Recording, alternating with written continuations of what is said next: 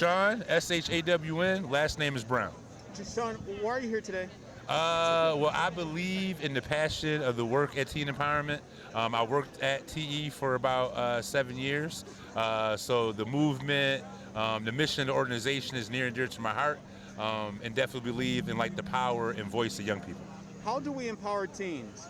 I think to create platforms where they can be equal partners. I think too often adults want to like talk down at the young people, but inviting young people to the table, but then giving them opportunity to really share their opinion, their voice, their concerns, and really be involved in the process of making a change is what we need to do more of.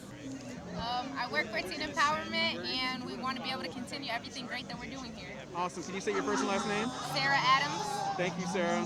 What is your main role in Teen Empowerment? Like, what do you do? What's your job? I'm a youth organizer on the West Side. Okay.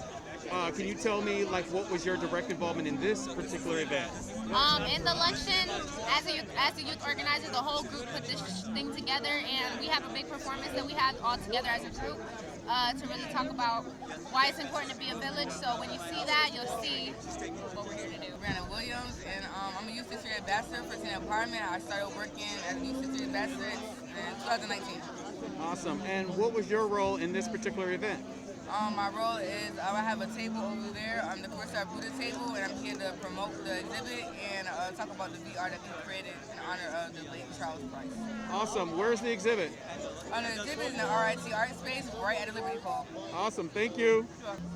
Shirley Green, congratulations to Teen Empowerment for the work that you do in our community. It is so important to have the voices of our youth, and I am honored to be here and congratulate you and all of the winners as well. Mr. Green, how do we empower teens? How do we do this? We empower teens by letting them know that their voice matters and giving them the mic. We also have to make sure we go where the teens are. Oftentimes we wait for them to come to us and tell us their concerns, but we have to go out there in the community and let them know we want to hear from them. Amen. Thank you. All right. Justin Morris. Justin, why are you here? To support my brother Anthony Hall right here. Hi, Anthony. He's being highlighted today for the work that he's doing in the community. Been a champion of change for a very long time, and we thank Teen Empowerment for finally recognizing the real boots on the ground. Shouts out to Anthony, shouts out to Teen Empowerment, and we're thankful for this amazing event that they've put on each and every year, and the work that they do in the community, and our partnership with Teen Empowerment from Untrapped Ministries. How do we empower teens? We empower teams by giving them opportunities without restrictions. Sometimes we give out opportunities, but we put a bunch of stipulations and restrictions on the opportunities, and we can never truly capture the young people that need the opportunities. So I think the only way to really capture our young people in our community is to give them those opportunities without restrictions. Thank you. Shout out to Doug. What's up, Doug? Keep doing your thing, baby. My name is Anthony Hall. I'm here to support my dad because striving for greatness. My name's Anthony Hall. Even though it's raining, it's still beautiful out. Brung some folks out. We're here to celebrate Teen Empowerment and the work they do in this community. I'm one of the honoraries for this luncheon, but the honor is not mine. It goes to the community and everyone that helps me stay engaged and supports. How do we empower teens? Removing all barriers and making sure that we impact with love and have a perspective for the future. In order for everyone in the service field, education, intervention, prevention, mental health, physicians, everyone says they're doing the work. And I asked that question, well, what's doing the work mean? And they say, oh, I'm doing this over here, I'm doing that, I'm feeding people, I'm relocating people, I'm taking care of the homeless. The work is the future. And the future are our children, the teens. So that's what we have to make sure that we focus on. Peace and blessings to everyone. My name is Moses Robinson. I'm from the Rochester Police Department, obviously. And the reason why...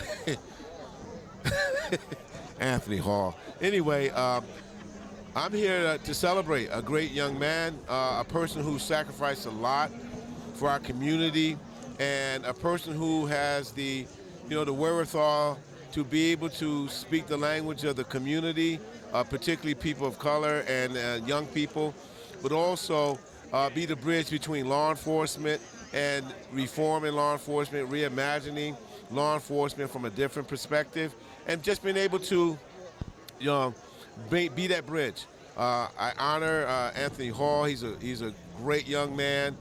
Look forward to working with him in any capacity it takes in terms of turning the level of violence in our community in a downward spiral. But more importantly, it's our unity is the answer to violence. And so I just want to say respectfully, thank you for the opportunity to speak. Love Anthony Hall. I hope he doesn't see this because he thinks otherwise. But thank you very much. Sure, it's Simeon Bannister. Simeon, why are you here today? Well, they told me I needed to come. So no, I'm really honored to be an awardee today, and I'm honored to be standing with my friend Bill Dessler, who's the former president at RIT. We serve on the board at the Children's Agenda together, and I'm really excited to be out here with our village. Awesome. And I work for this guy. Okay. Why is it important to empower teens? Because they really are, it's funny, people say that the teenagers and the youth and children are our future, but that's actually not just a cliche, that's actually true.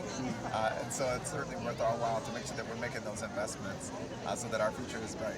How do we empower teens? Yeah, number one, we got to listen. And it's funny because I always said to myself, when I was a teenager, I had the opportunity to be very active here in Rochester, and I always said to myself, when I get older, I got to make sure that I listen to teenagers because I feel like I had something to offer back then, and that's absolutely the case.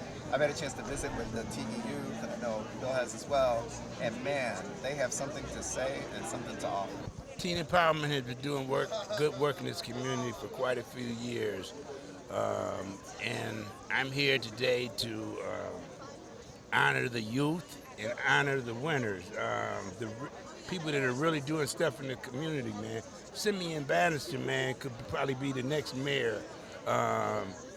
Anthony Hall there's no limit to the work that he's done. And these people at Teen Empowerment, my daughter's a part of that. I live right down the street from there. I'm just glad to see the support for Teen Empowerment here. Yeah. What's going on, Jalen?